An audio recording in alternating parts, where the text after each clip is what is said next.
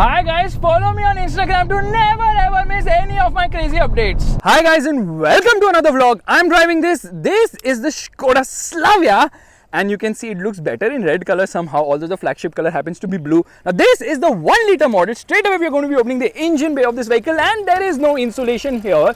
That is a 1 liter engine.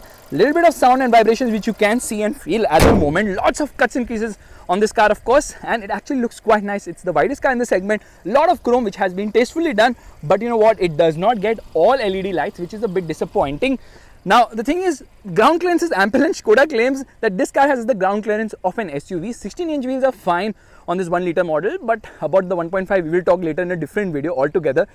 There is no badging to differentiate this car from say the 1.5, and how do you even recognize that this is the 1 liter or the 1.5?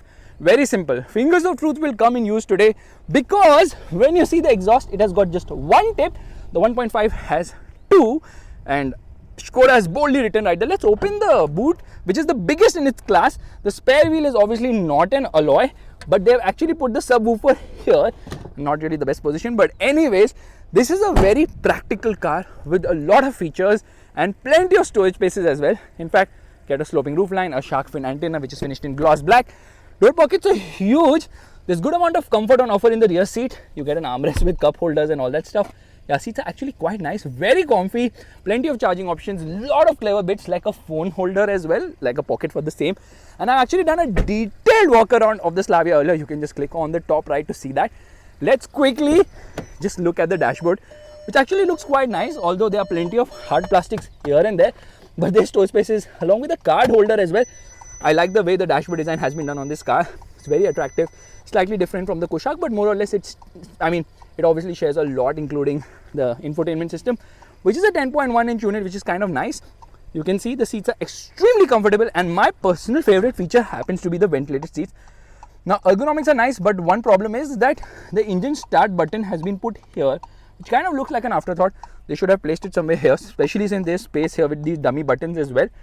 Meanwhile, this is actually a nice screen. So is this, which happens to be an 8-inch unit. My only gripe is that there is empty space on both the sides, which is kind of weird. They should have covered the whole thing. Plus, like when you get into reverse, you can see there's empty space on both the sides here as well. And the resolution of the rear camera could be better as well. Alright, I love the way the textured finishing has been done on this car. And you have got all the features you would expect. Obviously, sunroof is mandatory. But you know what? They could have given it a better sound system because it uses a Skoda sound system. It doesn't get a branded audio system. Could have used Bose, or I would obviously increase the cost, but certainly that's something I expect from a car of this segment and price and whatnot. Meanwhile, I have nothing to complain as such in terms of the way the design has been done, especially this knurled finishing. Very nicely, very tastefully done. Like the play of colors is nice, but you know, hard plastics, and there's actually a pen holder here. 2 pen holders, there's a card holder, cool glove box. So much storage in this car, it's absolutely crazy. But you know what, when I turn off the car, I realize something else is also missing. By the way, seatbelts don't get the height adjust function. Again, something I would have expected it to have. I think maybe the Verna has it or something of that sort. Now, this is the rapid replacement. So when I lock the car, it locks obviously and the mirrors go inside. But if I unlock the car and keep this button pressed, the windows do not roll down, which happens with the Rapid, the Polo and the old Volkswagen Skoda cars. So this feature has been removed in the interest of cost cutting, or maybe Skoda thought nobody will even realize we removed that feature. Okay, just Skoda crystal lighting, but why are we even talking about all this? Because it's all about the engine today. How is it to drive? So let's start driving right away. Alright, we are all set to go, which means I have to turn on the car by just pressing the brake. We're going to turn off the stop start system because I don't like it at all. We're going to turn off the air conditioning of the vehicle, air conditioning off. We're going to turn off traction control as well. We get into drive mode, we get into sport mode, handbrake down, left foot on the brake, right foot on the accelerator, revving the motor, hazard light off, and off we go.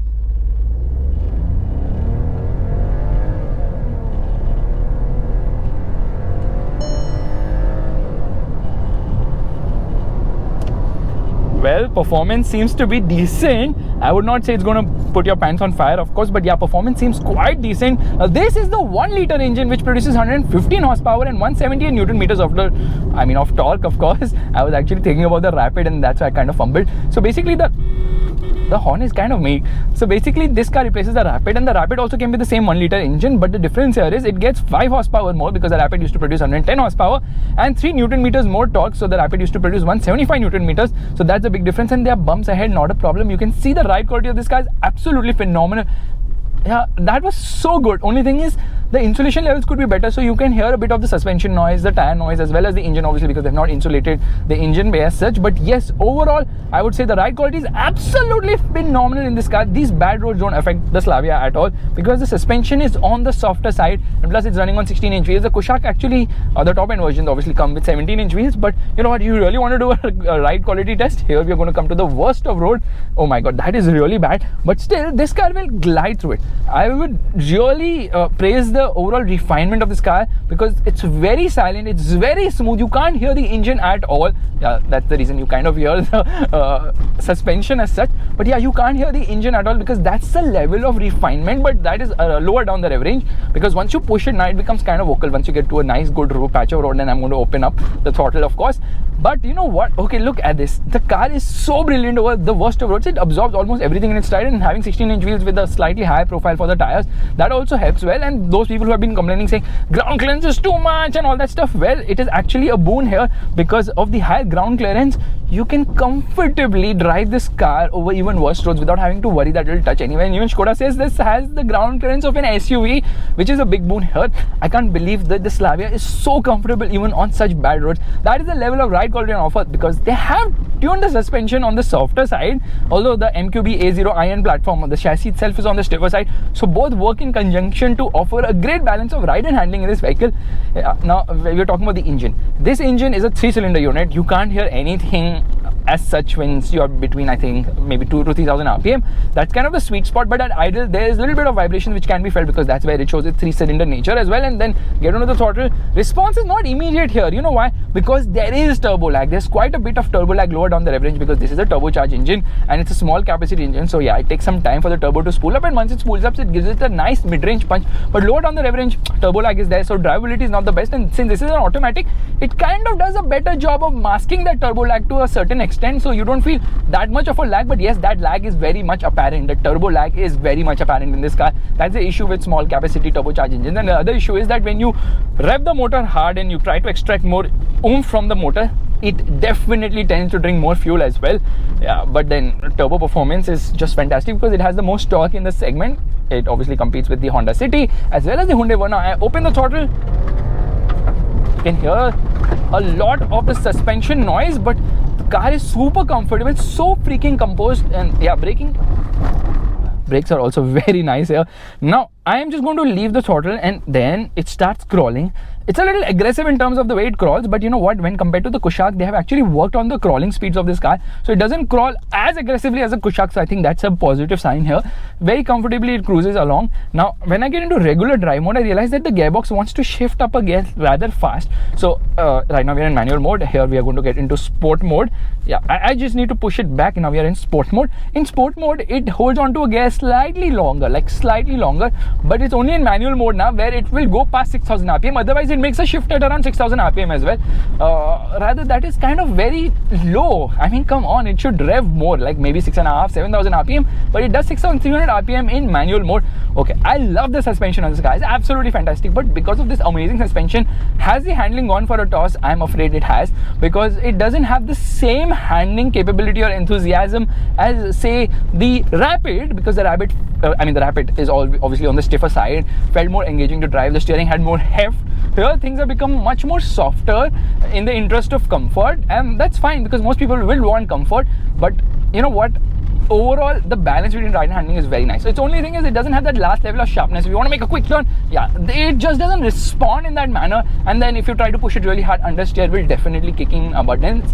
But I can't really complain much because on such bad roads, this car is absolutely smooth. It's so refined, it's so beautifully judged, the suspension, amazing. And then the ground clearance, and all this adds to offering a fantastic ride, really smooth driving experience on Indian roads, because the roads are full of bad conditions and stuff like that. Okay, I can manually take control of things using the steering mounted paddles as well. Yeah, they're steering mounted paddles, which is again a big boon here. But you know what, it's not going to hold on to a gear. Even if you want, it will not do so. And because this is an automatic now, you can't wheel spin the car because there's that initial lag. Now this is the 4th generation Ascent Source torque converter gearbox, which is not really fast with shifts. It takes its own sweet time. It's kind of lethargic, I would say, but that is when you're on the boil. For the most part, when you're driving it sedately, this engine is fantastic. Yeah? I mean, you will love the engine, you will love the gearbox as well. And we are come onto a main road, and then we are going to get on the throttle, see that initial lag, and then kind of rests fast, but then it upshifts very soon, like at 6,000 RPM. That's kind of fast. And coming around the corner, there's obviously body roll. There's quite a bit of body roll, but you know, listen to this. It goes smoothly over bad roads, but it kind of makes that noise from the suspension. So that could be a little bit better insulated and better catered to. Anyways, now obviously the elephant in the room has to be the Honda City. How is this engine when compared to the City's engine? I'm afraid the City's engine is better in terms of peppiness, it's better in terms of high revving nature, it's also better in terms of having that raw feel and that enthusiasm as well as the sound, because this is a 3-cylinder unit. It doesn't really sound that great. It sounds kind of uncomfortable and has that thrum higher up in the rev range, but you know what, this gets the job done, and if you drive it sedately, it will give you good efficiency as well. Around the corners, that roll is there, but still it will maintain its line and behave like a Skoda car for the most part. You can say it's 90% there. So yeah, horn is a little disappointing. Here we come to a halt. Brakes are strong. I know it's a bit of an incline, but we are still going to launch it. Sport mode, left foot on the brake, right foot on the accelerator. It just rests to 2000 RPM. No wheel spin, nothing. Now this engine gearbox combination makes the Slavia the slowest in its range, rather amongst the 4 powertrain options. This is the slowest because this gearbox is kind of lethargic. It goes from 0 to 100 km per hour in around 12.85 seconds. Meanwhile, the manual will be faster by almost 1.5 seconds, and the manual is just better in terms of driving feel and driving fun, but this is more convenient for sure. But there's another trick up the manual sleeve, which happens to be the fact, it's not a trick actually, it's a bane, that you can feel more of that lag. This automatic gearbox does a fantastic job to contain that lag. You don't feel all of it, but you do feel that lag in the manual. And I would say they have actually improved the way the clutch has been calibrated when compared to the Kushaq. So the clutch is slightly on the lighter side, and overall I think this 1-liter automatic will please those who want the convenience of an automatic, who are not really looking into driving feel. Now I was saying the City's engine is better, but I'm comparing with the 1-liter. When you compare it with the 1.5, well, that's in a different league. That's why it deserves a different video altogether, because obviously the most powerful engine in the segment. You hear that noise is quite a bit as such. Anyways, ride is fantastic, engine gets the job done, that turbo lag is there, and the steering, although it is direct enough, it has feel, it has feedback, it doesn't have the weight, so it doesn't inspire that confidence to push hard, and thankfully it does not, because this car doesn't really like to be pushed to the limit. It's not a Rapid in that regard. The Rapid was just another league in terms of fun to drive factor, but then it missed out on the comfort, did not have the same level of amazing ride quality as well. This car feels light, easy, and very convenient to drive as well. In fact, you want to take a quick U-turn, no problem at all. It's just so convenient. Even at low speeds, the steering is so easy to twirl. Look at this, okay? I can do it with one hand. That is how easy it is, and somehow nobody follows signals here. But anyways, that's not the point. Revving the motor and off we go.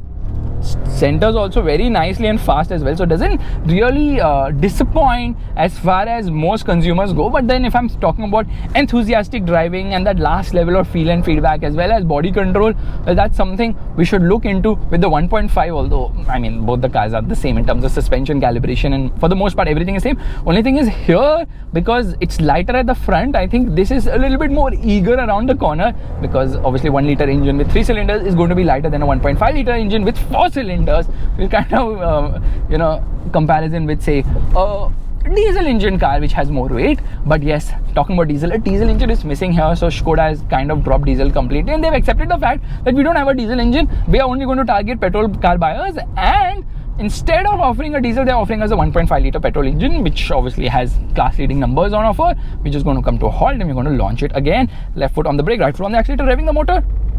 No, it does not respond that fast. Yeah, you can see things are a little easy going with this engine, especially with this automatic gearbox. And I want to manually take control of things. Here you go. Yeah, you can see it's revving beyond 6000 rpm, 6300 rpm, and then I can obviously use the steering mounted paddles. Now this is a 6-speed torque converter gearbox. Now I'm in 6th gear right now, and then things are very smooth. It actually shifted down to 5th right now, so we are going to increase the pace a bit, and then I'm going to shift into 6th gear. Yeah, now you can see it's very easy going and very convenient and smooth and refined, hovering around 2000 rpm. There is no hurry, there's no uneasiness happening anywhere whatsoever. So now if I talk about how does this car compare with the City and the Verna, I think this is a beautiful balanced package of almost everything. It doesn't have the most fire breathing performance in the segment, it doesn't have the best handling in the segment, but you know what, it has the balance of everything. Very beautifully rounded off package, and certainly this is going to give nightmare to the competition because it offers everything what a car buyer is looking for in this segment. Skoda has done a fantastic job with the Slavia. I really like it, but for me personally, the 1.5 liter engine is, I mean, I cannot talk about it because there's an embargo, but the embargo is going to break on the 3rd of March, where we'll be talking about how good it is. And thankfully I'm driving the manual for the 1.5 liter. This automatic really kind of doesn't extract the best out of the engine in terms of outright performance. But hey, today Skoda is very clear. They want to address a majority of the buyers who are looking for practicality, comfort, and in that regard, this is an absolute gem of a vehicle. It maintains the line so beautifully well. Just look at it go. Yeah, understeer is there, but that's only near limit for the most part. I have nothing to complain as far as most buyers go. And on that bombshell, it's time to end. Thank you so much for watching. If you like this video, make sure to give it a thumbs up, that's the like button, and also subscribe to the channel. I will just downshift and disappear, but unfortunately, it's not going to give me a downshift. Gearing is on the taller side. Like it takes a shift to third gear to reach 100 kilometers per hour.